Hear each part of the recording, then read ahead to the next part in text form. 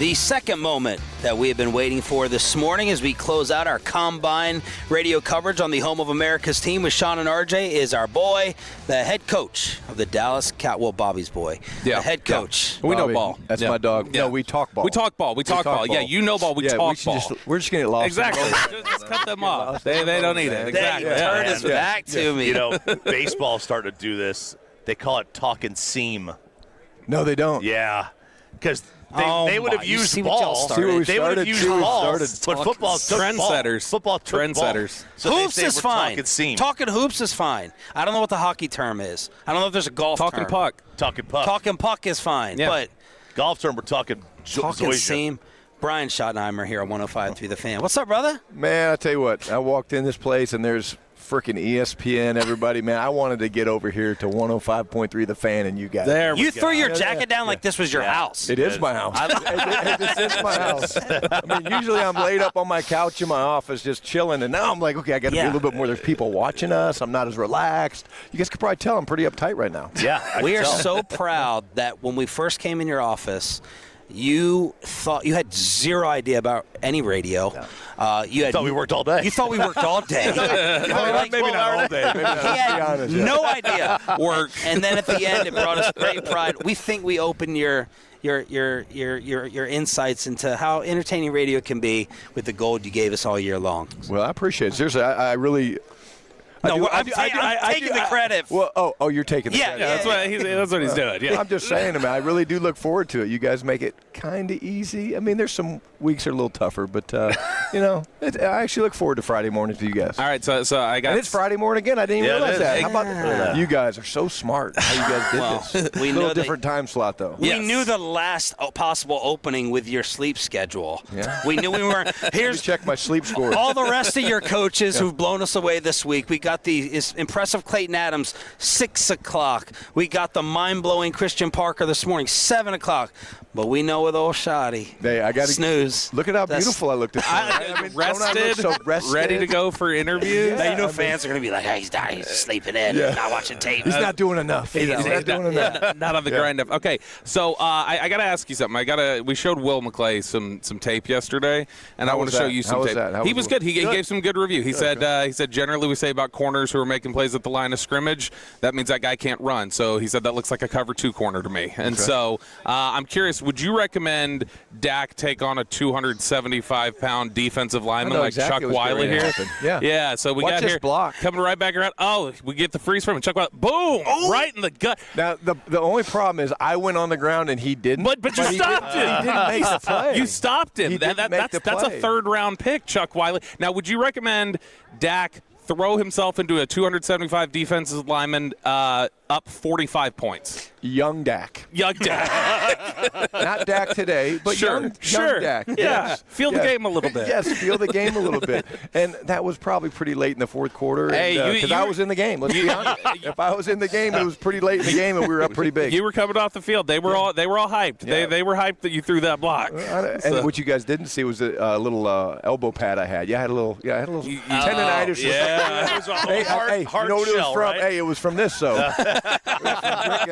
No, so get Spurrier's visor. You said that too. Extension. That too. Yeah. Give us an area or two, Coach, where you feel just way more comfortable this year than coming here last year as a rook. Yeah, man. I tell you what. Probably where I am with all the draft prospects. Last year it was literally it was just crazy, man, from getting the job to hiring the staff on both sides of the ball, trying to get in contact with all the players and everything. I came here with a much better knowledge of the draft class. And now I think sitting through these meetings and interviews with these guys, which I love, by the way, I love this time. I'm leaving here when I leave here with a much better sense of this draft class and then how the puzzle might hopefully fit together for us in a great way in April. How do you weigh, because we've been talking defense all off season, right? Talking ball. But so how do you weigh, hey, we want to improve the defense, but we don't want to be complacent on offense and just assume that the offense is going to be as great as it was last year? Yeah, well, number one, we have to evolve. I said this to Clayton Adams the first week that we were actually leaving exit interviews and all that stuff.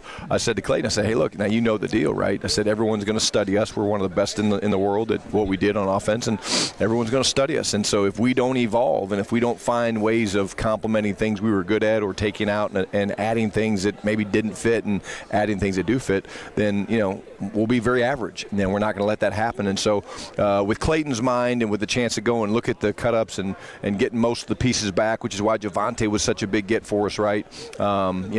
Everything with GP, like we should be able to hit the ground running when the guys come back in the spring. And but we will evolve, and there'll be new wrinkles that we can show people. When you get into the interview process with these prospects, what's like the go-to? Obviously, player specific, you'll have different questions for different guys, but what's like the number one that you're like, I want to hear this from everybody? Like, let me just throw this question out to you. What do you typically like to hear from prospects? Man, there's really not. The way I do it's different. So, when we're always installing something, so they come in the room, hey, high five, what's up, ba-boom. When they sit down, we start installing something to them because we want to be able to quiz them, because all these guys are very well trained right now, and literally we could be watching film together, we could be talking ball. And yeah. You could be like, hey, what's this formation? Oh, we call it vanilla. It's not called vanilla, but they can lie on their film. Mm-hmm. So we install something, then we go to the film to kind of distract them, but during that installation, I'm kind of looking at some of the character thoughts and their background and things like that. And so I make it very specific to each individual player based on one of the corners we were talking to last night. It talked about his pre-practice routine. So I just went right to it. I said, hey, tell me about your pre-practice routine. And he started, he knew it very well. And I said, well, who'd you bring with you? You doing by, well, yeah, it's just in a good way. But I was like, look, you got to be bringing people with you. You've got this great routine, then share it. And so I just try to do it very individualized. I think that's important. Where do you find when you are installing the play and you're working with them, where do you find guys coming out of college, this current crop of college players, are most like, okay, we're going to have to bring them along a little bit in this area. They're not as sharp on that area. This is something where there's still a gap from college to NFL learning. I do think that two things. One, fundamentals are always going to change. They're always going to be different.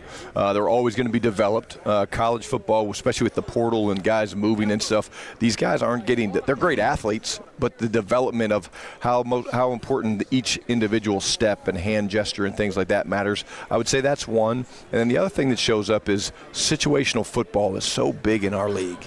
I mean, 2-minute, 4-minute, end of half.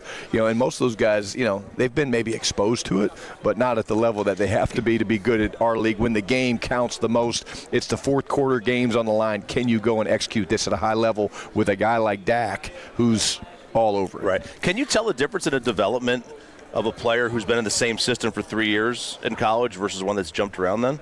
I do. I think you can. And I get it. The NIL's the NIL. Yeah. Man, I don't blame these kids. I mean, hey, I can go here and make $1 million, and I go over here for $1.5 million. Like, why wouldn't you do it? But I do think that there's something to that.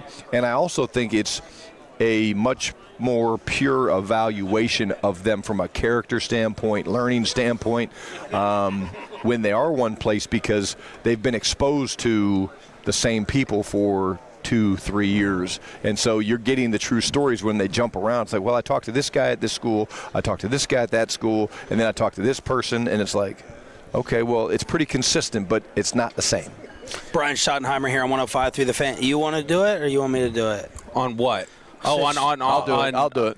No, I'll do it. Okay. Yeah, because don't twist it. I'm not going to twist it, because this is a question we actually asked about during the year. So there's a lot of talk about Brandon Aubrey right now, okay? And my biggest concern with Brandon Aubrey is why'd you just cross your leg? You're getting very defensive. No, because he has the body language. That's the stuff I don't see when we're doing this. I don't normally. I don't normally. All right. I want you to relax. I know. I'm going to be relaxed. I'm going to be open. All right. Cut them off. Yeah. All right. Cross your legs the other way. Here. So here's my thing. Brandon Aubrey is so good and such a weapon that I think that it can, when teams cross the 50, and I think that we talked about this during the league, when you get past the 50, the offense may be tightening up a little bit. And it's like, all right, hey, we're within range, we can score. And so because we're kind of within this Brandon Aubrey range that most teams aren't used to, we don't have to take as many risks. We don't have to just say, got to get in the end zone here, because we feel like there are points on the board. Do you think that's something that you have to guard against at all? Is the idea of Brandon Aubrey being such a weapon that it causes you to call things a little bit more conservatively once you cross the 50? He's saying that it's a crutch. Translate it. Yeah, he's saying they're using Brandon Aubrey. Thank you for taking a very wordy question and saying. I'm explaining the whole thing. Brandon Aubrey. Your kicker as a crutch. See, thank you. I appreciate that. That's what we're going to try. Well, let me say this. I will say this. Let's talk ball. Let's talk some ball. Let's see what's up. I will say that there is times, based on the situation of the game, where you're like, okay, hey, we're at the 50, feel okay, what's the D&D? But for the most part, I think that what the rhythm we kind of found as the year went was, because Feeder's up there wearing me out about going for it all the time on fourth down. I'm like, dude, stop. Like, all right, here, Schotty, 4th and 19, let's go for it. Shut up. Like, we're good. I'm punting the ball. But with Brandon, it really is, it's not a crutch. He's a weapon. He's a great weapon. But the big thing that I love is, like, it doesn't matter whether it's the long one, the short one. The other thing about the guy that you guys haven't talked about is, his ability to run. the fake. He did have that. Did you see him prancing? He He's like a deer out there just prancing around. So this guy's a weapon anywhere on the field. We might actually put him out there in like the -20 and attempt a field goal of 90 yards, and maybe it's a fake, maybe it's not. I'm curious. So there was a clip from about 10 years ago. Matt Rule was doing a coaching clinic, and he was describing his first year at Temple, and he said, I got to Temple. He said we were 2-10, we were awful, and he said our kicker quit first week of practice. And he said it was the best year of my life other than going 2-10. And he said it wasn't because of anything to do with the kicker. He said it forced me to get out of my comfort zone. I had to call 4th and 2 when we were at the 30. I just had to do it. I had to go for 2 consistently. How much do you feel like being able to execute certain things, whether it be at the end of the season when you guys were eliminated from the playoffs already, or certain situations when a kicker's out, or other things like that, how often do you find yourself in game going, hey, this is a good situation for me to get live reps on something that I don't normally get because we're in a bad situation with this instance or that instance? The harder instance is when it happens during the game. You lose a player during a game, it's a lot more mental gymnastics. Going into a game in the situation you're talking about, Matt Rule, where hey, this is the issue, I don't have a guy that I trust, it makes it very, very easy. The harder thing is, though, when you're in the game, all of a sudden somebody comes over and says, hey, so-and-so pulled a calf, or so-and-so's out, and you're like, okay, it affects multiple things. But at the end of the day, for me, I do try to be pretty consistent in whatever the preparation was during the week, try to stay as consistent with that. And like I say, I mess with Feeder all the time, but he's great for me with that, because whatever we talk about is what we feel gives us the best chance to win the game. The sports radio gods are blessing us with breaking news with Brian Schottenheimer on the official morning show of the Dallas Cowboys. Do you know what this breaking news is? I don't. You do. Todd. No, I don't. All right, it's from Archer. Oh, it's Todd Archer. Tad's looking over. Okay. Yeah, what do you think it is? Hey, is Tad nervous? Yeah. Why is Tad cross his leg? Yeah. Tad's crossed his leg. Tad, get on the headset. Confirm. He knows where it's going. He says he knows. Hey, guys, it's been a great show. See you guys later. The Cowboys are hiring new head coach. No. Hey, he wants to go to the bar. Let's Prime 47 open yet? Is Prime 47 open yet? George Pickens is getting the franchise tag to secure his rights to at least 2026, according to Todd Archer. Your reaction to the breaking news, Coach? Man, I tell you what, wow. I got to call Todd, see if it's true. I'm just here for this for the first time. We had Clayton Adams on the other. By the way, your coordinators. Yeah, seriously, I don't know you guys want to talk to me, but how'd the guys do, both Clayton and Christian? They did good? Clayton, Christian, Will, they were all great. Broadus is already. I didn't ask about Will. I didn't ask about Will. Christian smelled fantastic, too. And did he have on the glasses? Did he have on like the Cartier glasses? And your cologne is good, too. Yeah, I don't have it on right now. It must be just my natural aroma. Really? Yeah, Coach Wells?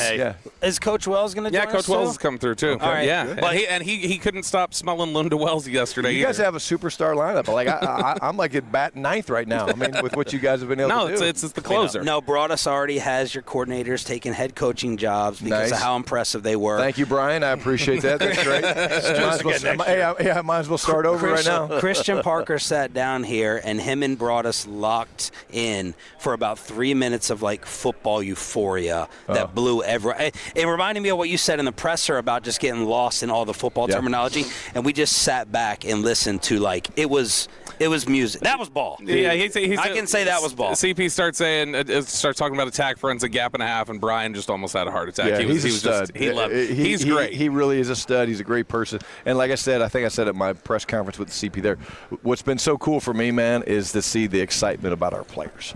Like our players, when they're around him, when they talk to him, like I get the text or they come in my office, they're like, yeah, that dude's a G. Like they think he's awesome. I'm going to be honest with you here about GP. My concern, when I hear some of the personnel, to Clayton Adams, we said, I'm always trying to figure out George Pickens. And he said, so am I.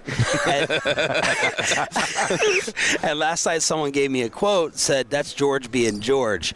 When I hear that stuff, I worry about, like, the wide receiver stereotypes, and I'm like, let's get him on the tag. Let's see one more year of, like, great behavior, even though you guys and the teammates are loving him and talking about his love for football. So what does George being George mean? You know, George being George is being authentic. Like, literally, you know me, I'm the same guy every day, win, lose, draw, whatever it is, and that's who George is. The one thing that's cool about George, I talk about George's love for football all the time. I want to talk about George's love for being in Dallas and our players. You go in that locker room, which I'm in there a lot, and they never let me play ping pong. Kind of pisses me off. I don't know why. I mean, I'm going to beat him in basketball. Exactly. I'm going to have to put my name somewhere, like, where's the sign-up sheet? But they're like, no, Schotty, get out of here. You're not playing. But, like, you watch George in our locker room, man, and, like, he is working the room, talking to everybody. And that's what people don't want to talk enough about that, man. Like, he loves it in Dallas. We love him.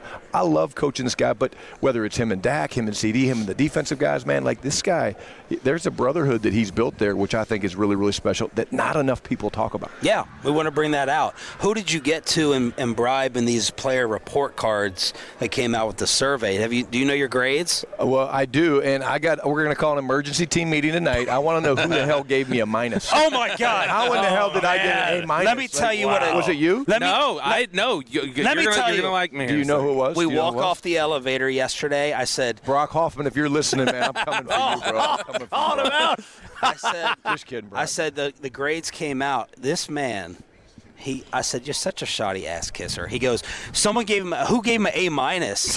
He goes, I'm surprised he got an A minus. I said, why did he get the minus? He said, I'm surprised he got an A minus. And I was like, really? Why are you surprised? That's great. He goes, that he got the minus part. He was being dead serious. Me and you both. Yeah. Emergency team meeting to all you Cowboy players listening to the show. About 1 o'clock today, there'll be an emergency Zoom, and I want to know we ain't getting off till I figure out who gave me the minus. You better hope you're not a free agent, too. Exactly. Probably all Georgia, Tennessee, Florida State players are doing it. That's what it would be. I do have a concerning aspect, though. Oh, man. And it's probably, you're going to direct me to Jerry. We keep hearing that the training room got a D, and we keep hearing it's not the people, it's just a numbers game that maybe more are needed. Is that a legit thing that we hear, that there's not enough in the training room to help out? Because this kind of shows up consistently, not about their quality, but a numbers game. Well, here's what I would say about those. Number one, I think that's great. I mean, our players should have a voice. But Here's what I would say about that. That's great. What's more important to me is the 5 days when the season ends that I spend hours and hours and hours talking to these guys. So there's no grade up there other than mine being a minus. that I wasn't. Yeah, your offensive coordinator got an A.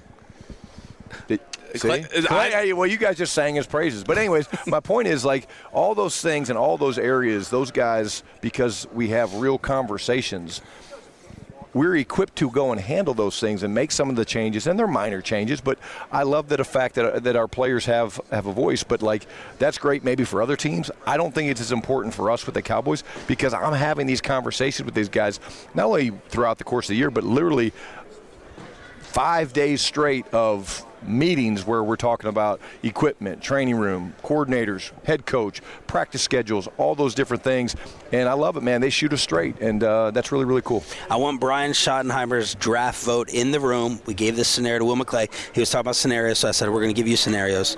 The offensive player on the board is an 8. The defensive player on the board is a 7. Who are you voting for?